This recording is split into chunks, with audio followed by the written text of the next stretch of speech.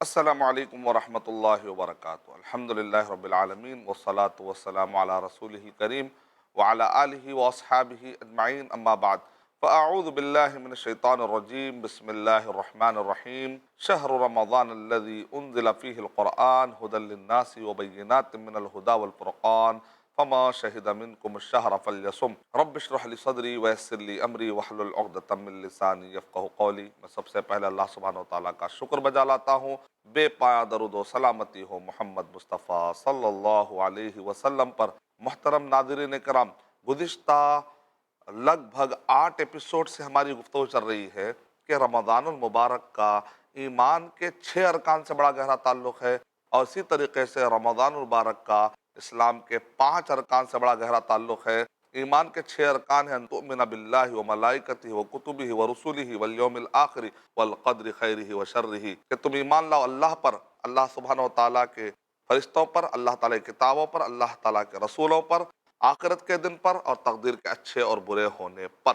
اسلام کے 5 ارکان: شہادت اللہ الہ الا اللہ وان محمد رسول اللہ، لا الہ الا اللہ محمد رسول اللہ کی گواہی، وإقام الصلاۃ نماز قائم کرنا، وإیتاء الزکوٰۃ زکوٰۃ ادا کرنا، والحج حج اگر استطاعت ہو تو حج کرنا، وصوم رمضان رمضان المبارک کے روزے رکھنا۔ تو یہ اہم ارکان ہیں، اور رمضان مبارک میں اگر اس کی تربیت نہ ہو، نبی اکرم صلی اللہ علیہ وسلم نے ارشاد فرمایا ان الایمان لا یخلع کما یخلع الثوب، جیسا کہ کپڑا بودا اور کمزور ہو جاتا ویسا ایمان بھی کمزور ہو جاتا ہے۔ فجددوا ایمانکم، تم اپنے ایمان کو تازہ کر لیا کرو۔ تو ایمان کے 6 ارکان کیا ہے، اسلام کے 5 ارکان کیا ہے، یاد کریں، اس کو سمجھے۔ تو گزشتہ 8 ایپیسوڈ سے مسلسل اس پر گفتگو چل رہی تھی، اور رمضان سے اس کا کیسا ریلیشن ہے میں بھی آپ کو تفصیل سے بتایا۔ اسلام کے 5 ارکان کا رمضان مبارک سے بڑا گہرا تعلق ہے۔ یعنی بندہ روزہ رکھتا ہے کیوں؟ تاکہ اللہ تعالیٰ اس کو ثواب دے۔ بندہ روزہ نہیں رکھنے سے ڈرتا ہے کیونکہ اللہ تعالیٰ کہ وہ عذاب سے ڈرتا ہے، اور اللہ سبحانہ وتعالیٰ نے جو اس کو حکم دیا ہے وہ محبت سے بجا لاتا ہے۔ رمضان مبارک میں اسے امید ہوتی ہے، وہ رمضان مبارک میں چھپ کر بھی نہیں کھاتا کیونکہ اللہ تعالیٰ مجھے دیکھ رہا ہے۔ محمد صلی اللہ علیہ وسلم کے بتلائے طریقے کے مطابق وہ انجام دیتا ہے ساری باتیں، لا الہ الا اللہ محمد رسول اللہ کے تقاضے کو پورا کرتا ہے۔ یہ پہلا رکن۔ سیکنڈ، نماز قائم کرتا ہے۔ فرض نماز تو نماز، یہاں تک کہ قیام اللیل تراویح کا بھی وہ اہتمام کرتا ہے۔ رمضان مبارک میں روزے رکھتے ہیں، اور کئی مسلمان تو ماشاءاللہ رمضان مبارک میں زکوٰۃ کا خاص اہتمام کرتے ہیں، صدقات کا تو اہتمام کثرت سے کرتے ہیں، صدقۃ الفطر کا بھی اہتمام ہوتا ہے۔ تو رمضان مبارک کا ایمان کے 6 ارکان سے بڑا گہرا تعلق ہے، اور اسلام کے 5 ارکان سے بڑا گہرا تعلق۔ تو آج کے ایپیسوڈ میں ذرا ہم زکوٰۃ کی اہمیت پہ توجہ دیتے ہیں۔ زکوٰۃ زرع کہتے ہیں لغتاً، اور اس کا جو لٹرل معنی ہے اس کا مطلب ہے یعنی کہ کھیتی بڑھ گئی۔ زکوٰۃ کا مطلب کیا ہوتا ہے؟ آدمی کے مال و دولت میں کمی نہیں ہوتی، الٹا مال و دولت میں اضافہ ہوتا ہے۔ ما نقصت مال من صدقۃ، آدمی کا مال کم نہیں ہوگا صدقے کی وجہ سے، ہاں البتہ سود کی وجہ سے کمی ہوگی۔ ما اکثر احد من الربا الا کان عاقبۃ امرہ الی قلہ، جو آدمی بھی سود کی وجہ سے آگے بڑھتا ہے آخری میں اس کو کمی ہوگی، یا تو مصیبتیں آئیں گی، یا تو بیماری ہوگی، یا تو لاس ہوگا، بہرحال آخری میں وہ قلیل المال ہو کر رہ جائے گا، نقصان ہوگا ہی ہوگا۔ لیکن زکوٰۃ میں، صدقات میں اس کا مال بڑھ کر رہے گا۔ تو زکوٰۃ زرع کا مطلب ہوتا ہے کھیتی بڑھنا۔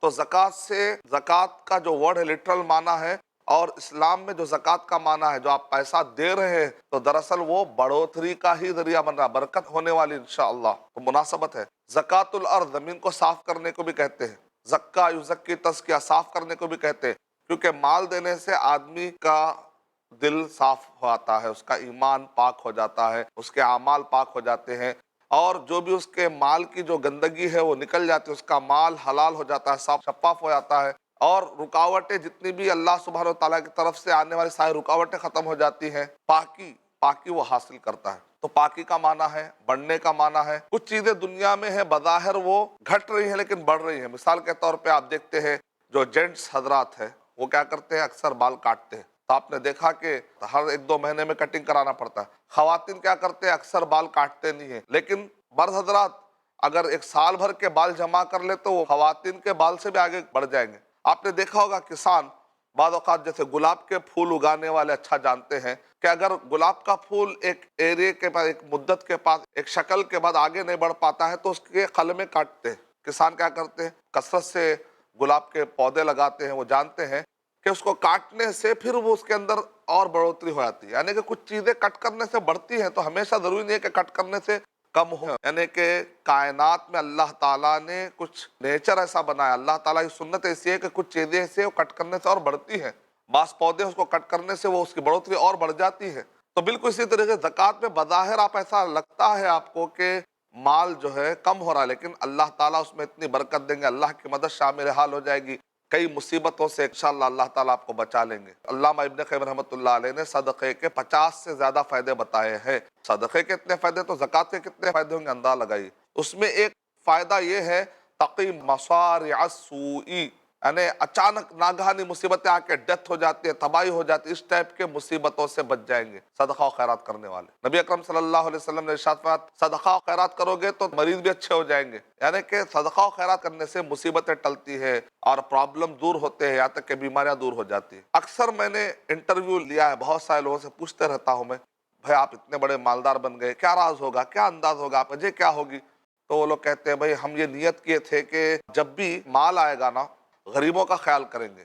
اکثر دیکھا ہوں میں جتنے بڑے مالدار اور جتنے بڑے ایسے ٹائپ کے جو اچانک غریب تھے لیکن مالدار ہو گئے، ان سے میں پوچھتا ہوں تو ان کا جواب لگ بھگ اسی کے قریب ہوتا ہے، میں لوگوں کا خیال کرنا چاہ رہا تھا۔ دیکھیں اللہ تعالیٰ رب العالمین ہے، عالموں کو پالنا اللہ سبحانہ تعالیٰ نے اپنے ذمہ داری میں لیا ہے، تو اللہ سبحانہ تعالیٰ چاہتے ہیں کہ ہر غریب تک بھی رزق جائے، کیونکہ اللہ تعالیٰ رزق کی ذمہ داری لیے ہے۔ اب مان لیجئے کہ اللہ تعالیٰ نے ہیرار کے ایسا نظام بنایا ہے کہ اوپر سے پھر نیچے نیچے نیچے نیچے ہوتے ہوتے عام آدمی تک بھی پہنچ جاتا ہے، ٹھیک ہے۔ اب درمیان میں اگر کوئی رکاوٹ بنتا ہے تو اللہ کو رکاوٹ پسند ہے کہ اللہ رکاوٹ کو ریموو کرا دیتے، اللہ سبحانہ تعالیٰ رکاوٹ ڈالنے والے کو ہی پیسہ دینا کم کر دیتے، کیونکہ یہاں پر پیسہ جانے سے رک جا رہا ہے، تو ایسے لوگوں کو اللہ سبحانہ وتعالیٰ بہت جلد کیا کرتے ہیں، ان کو ریموو کر دیتے عہدے سے۔ لیکن ایک آدمی ہے اس کے پاس سے پیسہ نیچے فلو ہو رہا ہے، غریبوں تک جا رہا ہے، ضرورت مندوں تک جا رہا ہے، تو اللہ سبحانہ تعالیٰ ایسے آدمی کو اور دیں گے۔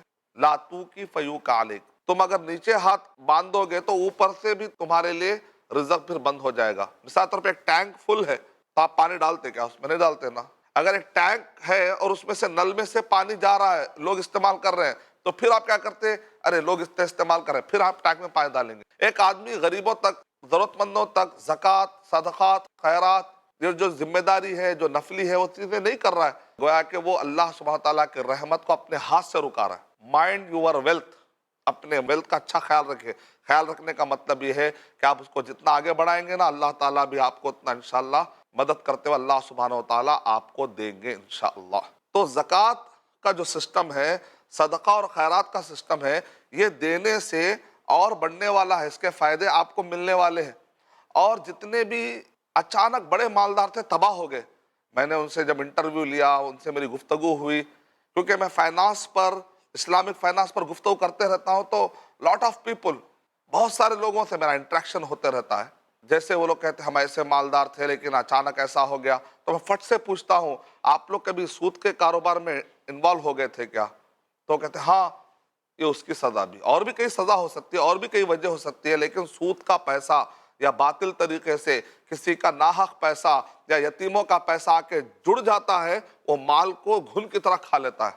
جیسے اچھے کھیتیوں کو غلط اگنے والے پودے تباہ کر دیتے ہیں، ویسے مال کو غلط طریقے سے آنے والا مال تباہ کر دیتا ہے، کیونکہ نبی اکرم صلی اللہ علیہ وسلم نے ارشاد فرمایا ما اکثر احد من الربا الا کان عاقبۃ امرہ الی قلہ، جو کوئی سود سے کتنا آگے نہ بڑھ جائے لیکن آخری میں، اینڈ میں اس کا مال کم ہو کر رہے گا۔ یمحق اللہ الربا ویربی الصدقات، سورہ بقرہ نمبر 2 کے آیت نمبر 276 میں اللہ تعالیٰ سود کو مار کر رہیں گے اور چیریٹی والے نظام کو اللہ تعالیٰ بڑھا کر رہیں گے۔ اب آئیے ذرا سروے کرتے ہیں، ابھی دنیا میں پورا ریسیشن، ماضی قریب میں بڑی پریشان ہوئی پوری دنیا، اور آج تک بھی اس کے جھٹکے محسوس کیے جا رہے ہیں بڑے پیمانے پر۔ انفلیشن، کریڈٹ کرنسی، ریسیشن کا مطلب ہے products are there but there is no buyer to buy it, اور انفلیشن کا مطلب ہے products are there but they are expensive, موجود ہے مال لیکن بہت زیادہ مہنگا ہے۔ کریڈٹ کرنچ کا مطلب ہوتا ہے projects are there but there is no financer to finance it, projects موجود ہے لیکن اس کے اوپر خرچہ کرنے والے فائنانسر ہی موجود نہیں ہے، کیونکہ بینک کرپٹ ہو چکے ہیں، تو ان کے پاس پیسہ نہیں تو آپ کو پروجیکٹ کہاں سے دیں گے، پروجیکٹ پر پیسے کہاں سے دیں گے۔ اس کو کہتے ہیں مندی، اس کو کہتے ہیں معاشی بحران، اس کو کہتے ہیں ریسیشن، انفلیشن، کریڈٹ کرنچ۔ پوری دنیا کے اندر معاشی بحران کا ایک سیلاب آیا، 2008، 2009، 2010، آج 2015، ابھی تک بھی اس کے جھٹکے محسوس کیے جا رہے ہیں۔ 2008 میں آپ دیکھیں کہ وجہ کیا تھی، تو 5 تھیوریز بتائے جاتے ہیں، لیکن سب سے زیادہ اسٹرانگ تھیوری یہ ہے سود کی وجہ سے، ببلنگ آف منی، ورچوئل منی کا کانسیپٹ بڑھ گیا، کاموڈٹی میں ورچوئل منی کا کانسیپٹ بڑھ گیا، لیکن سب سے زیادہ خطرناک وجہ سود کی وجہ سے۔ تو اگر آپ غور کر کے دیکھیں گے اس وقت پر سود کی وجہ سے دنیا میں معاشی بحران کیسے آتا ہے، کیونکہ سود کی وجہ سے imbalance economy system, accumulation of منی، یعنی کہ غریب غریب ہوتا چلا آتا، امیر امیر ہوتا چلا آتا۔ بیونڈ ڈیپینڈنسی کلچر میں جیمس رابرٹسن نے کہا پیج نمبر 114 پر کہ سود کی وجہ سے امیر امیر ہوتا چلا آتا، غریب غریب ہوتا چلا آتا۔ Imbalance economy system, accumulation of money, مال صرف سمیٹ کے ایک جگہ پر چلا جاتا ہے اور باقی کی جگہوں سے کم ہو جاتا ہے۔ مثال کے طور پر CIA فیکٹ بک 2008 کا مطالعہ کرے، اس سے پتا چلتا ہے کہ جو GDP تھا ہر ملک کا پورا جمع کریں گے، فیک کرنسی کی میں بات نہیں کر رہا ہوں، میں اپروف کرنسی کی میں بات کر رہا ہوں، $65.61 ٹریلین تھے اس وقت پر۔ اس میں کا 2/3 پیسہ کتنے لوگوں کے ہاتھ میں تھا جانتے ہیں آپ؟ دنیا کے 50% لوگوں کے ہاتھ میں بھی نہیں تھا، 10% لوگوں کے ہاتھ میں بھی نہیں تھا، 1% لوگوں کے ہاتھ میں بھی نہیں تھا، 0.15 کے ہاتھ میں پورے مال و دولت کا، یعنی کہ 0.15 لوگ پورے مال میں کے 2/3 کرنسی پہ قبضہ کیے ہوئے تھے، اور باقی کے 99.85 لوگ 1/3 پر اپنی لائف گزار رہے ہیں۔ اس کو کہتے ہیں امبیلنس اکانومی، اس کو کہتے ہیں accumulation of money, inflation, credit crunch, recession, یہ سب سود کی وجہ سے نقصانات ہے۔ آج کئی افریقہ کے بچے غربت کی وجہ سے، مال نیوٹریشن، صحیح دوا، صحیح پانی، صحیح کھانا نہیں ملنے کی وجہ سے مر رہے ہیں۔ یعنی آج اگر میں یہاں پر سود کھاتا ہوں تو اس کا اثر افریقہ پہ پڑتا ہے، پوری دنیا اس کی زد میں آتی ہے۔ جیسے انسان میں جو خون ہوتا ہے نا، ویسی مثال ہے مال کی۔ میں کھا رہا ہوں تو اس سے افریقہ کے بچوں کیا ہوتا ہے ایسا نہیں کہہ سکتے، پوری دنیا میں اثر پڑتا ہے۔ اگر اکنامی سسٹم تباہ ہو جائے، اس کے اندر سود آ جائے، تو پوری دنیا کی اکنامی پہ اثر پڑتا ہے، اتنا زیادہ اس کا اثر ہوتا ہے، اتنا زیادہ اس کا اثر ہوتا ہے۔ دیکھیں آپ کس طریقے سے غریب غریب ہو جاتا ہے اور امیر امیر ہو جاتا ہے۔ تھرڈ ورلڈ کنٹری، آج جانتے ہیں کتنے 155 کنٹریز تھرڈ ورلڈ کنٹری میں آتے ہیں۔ تھرڈ ورلڈ کنٹری مطلب سود کی وجہ سے جو آگے نہیں آ پا رہے، پیچھے پیچھے چلے جا رہے، اتنی بڑی تعداد پیچھے چلے جا رہی، سود کی وجہ سے نقصانات ہو رہے ہیں۔ لیکن لوگوں کی زبانیں، لوگوں کی آنکھیں ابھی بھی نہیں کھل رہی۔ ہم ہندوستان کو چاہنے والے ہیں، اسی وجہ سے Islamic banking, Islamic finance system اور interest free world, interest free economy system, اس کو پروموٹ کرنا ہماری ذمہ داری ہے، کیونکہ ہم جس ملک میں رہتے ہیں اس کے ڈیولپمنٹ اور وہاں کے تکلیفوں کو دور کرنے میں ہمارا ساتھ ہونا چاہیے۔ تو اگر ہم اسلام کے تعلیمات کو اچھے طریقے سے پیش کریں گے تو یقیناً لوگ بھی فیل کریں گے کہ بھئی واقع اسلام اور مسلمانوں کے تعلیمات سے ہم کو فائدہ ہو رہا ہے، آخرت کا بھی فائدہ ہے، دنیا کا بھی فائدہ ہے۔ تو ہم کو چاہیے کہ پہلے ہم خود اسلام کو سمجھیں، پھر اس کے بعد دوسروں کو بتائیں۔ تو یہ سود کے نقصانات ہیں۔ دیکھیں اس کے مقابلے میں جو زکوٰۃ کا سسٹم ہے، دیکھیں آپ کتنا میریکل ہے زکوٰۃ کا سسٹم میں۔ اللہ تعالیٰ کہہ رہے ہیں سود کو مار کر رہیں گے اور صدقات اور چیریٹی کے نظام کو اللہ بڑھا کر رہیں گے۔ یعنی زکوٰۃ کا جو سسٹم ہے اس کے اندر یہ ہے، یا تو زکوٰۃ 10% دی جاتی ہے، تو 5%، یا تو 2.5%۔ 10% کب دیتے ہیں؟ بارش کے پانی سے اگر کھیتی اگی ہے تو مخصوص قسم کے کھیتیوں میں کہا جاتا ہے کہ بھئی عشر دینا ہے، 10واں حصہ دینا ہے آپ کو، ایک مخصوص نصاب کو پہنچنے کے بعد، فصل کی کٹائی کے وقت۔ لیکن اگر اس نے نل کے ذریعے سے، پائپ کے ذریعے سے محنت مشقت کر کے پانی دیا ہو، آسمان کا پانی، بارش کا پانی سے نہیں ہوا ہے، تو اس کو کہا تھا نصف العشر، یعنی 10 کا آدھا، یعنی کہ 5واں حصہ اسے دینا ہے۔ اور سونا چاندی کا جو نصاب ہے 20 دینار پر ہاف دینار، یعنی کہ 40واں حصہ بنتا ہے، یعنی کہ 100 روپے پر 2.5 روپیہ، یعنی کہ 2.5۔ تو یا تو زکوٰۃ یا تو 2.5 ہے، یا تو 5 ہے، یا تو 10 ہے، الگ الگ نصاب میں۔ اب اگر یہ دنیا بھر کے جو لوگ ہیں، مان لیجئے اگر چیریٹی کے طور پر، زکوٰۃ ایک جنرل چیریٹی کے طور پر، جو 0.15 لوگوں کے پاس جو پیسہ رکھا ہوا ہے، 2/3 کرنسی رکھی ہوئی ہے، اگر یہ اپنے مال میں کا 10% دے دیں گے تو 155 کنٹریز سود سمیت قرضے سب ان کے ادا ہو کے یہ لوگ ڈیولپ کنٹریز میں ان کا شمار ہو جائے گا، ترقی کرنے والے کنٹریز میں شمار ہو جائے گا۔ مالدار اپنے مال کا 5% دیں گے تو دنیا میں جتنے بلو پاورٹی لائن ہیں وہ ابو پاورٹی لائن ہو جائیں گے انشاءاللہ۔ تو آپ نے دیکھا کتنے میریکل چھپے ہوئے ہیں زکوٰۃ کے پیچھے۔ تو رمضان المبارک میں زکوٰۃ یہ ہمارے لیے اسلام کا رکن ہے، 5 ارکان ہیں، یہ ہمارا رکن ہے، یعنی کہ آپ اپنے آپ کو مسلمان کہتے ہیں تو پھر یہ 5 چیزوں کو بہت ہی سیریس لینا پڑے گا، کیونکہ یہ 5 سے ہمارے اسلام کا تعلق ہے۔ نماز کو آپ لائٹ نہیں لے سکتے، توحید کو آپ لائٹ نہیں لے سکتے، اور روزہ ہے اہتمام کرنا پڑے گا، زکوٰۃ ہے بہت سیریس ہونا پڑے گا، استطاعت ہے تو حج کرنا ہے، آپ کو عمرہ کرنا ہے۔ یہ سب اہم ٹاپکس ہے۔ ایک مسلمان مرتے دم تک مجھے اپنا ایمان بچانا، کچھ نہ کچھ نہیں تو نہیں، مرتے دم تک اپنے ایمان کو بچا لیجیے۔ سب سے بڑی پونجی ہے، سب سے بڑا کیپٹل ہے، ہمیں سب سے بڑا سرمایہ ہمارا یہ ہے، اپنے ایمان کو بچاتے ہوئے اور یہ اسلام کے 5 ارکان کو بچاتے ہوئے لے کر چلنا ہے۔ ساری کے باقی کی دولت، باقی کے خزانے خود بخود آئیں گے انشاءاللہ۔ اگر یہ چھوٹ جائیں گے تو پھر اسلام اور ایمان بڑے خطرے میں ہے۔ بڑا اہم ٹاپک ہے۔ تو زکوٰۃ کا ٹاپک بہت اہم ہے۔ اللہ تعالیٰ نے سورہ توبہ نمبر 9 کے آیت نمبر 103 میں نبی اکرم صلی اللہ علیہ وسلم کو اللہ حکم دے رہا ہے، خذ من اموالہم صدقۃ، اے نبی اکرم صلی اللہ علیہ وسلم آپ ان کے مالوں میں سے صدقہ لیجئے، تطہرہم، پاک کریے ان کو، وتزکیہم، ان کا تزکیہ کریے، وصلی علیہم، ان پر رحمت کی دعا کیجئے، ان صلاتک سکن لہم، آپ کی جو رحمت کی دعا ہے نا ان کے لیے سکون کا ذریعہ ہے۔ کچھ لوگوں نے کہا اب نبی اکرم صلی اللہ علیہ وسلم موجود نہیں ہے، آپ کی دعا ہی موجود نہیں ہے، لہذا ہم زکوٰۃ نہیں دیں گے۔ ابو بکر رضی اللہ تعالیٰ نے کہا خبردار۔ کچھ لوگ کہتے ہیں کہ جہاد مسلمان جو ہے نا غیر مسلموں کو ختم کرنے کے لیے کرتے ہیں، غیر مسلموں کو مارنے کی پلاننگ کرتے ہیں، ہولی وار، اتیاچار کرتے ہیں، معصوموں کو مارنے کا پلان ہے۔ ایسی بات نہیں ہے۔ جہاد کا ٹاپک اصل میں جو ہے وہ ظلم کا خاتمہ ہے، چاہے وہ ظالم مسلمان ہو چاہے وہ ظالم غیر مسلم ہو، یعنی کہ ظالم کا ہاتھ پکڑ لینے کا نام جہاد ہے۔ اب یہاں دیکھیں ابو بکر رضی اللہ تعالیٰ کہہ رہے واللہ لو قاتلنا، جہاد بالسیف کروں گا۔ کس کے خلاف؟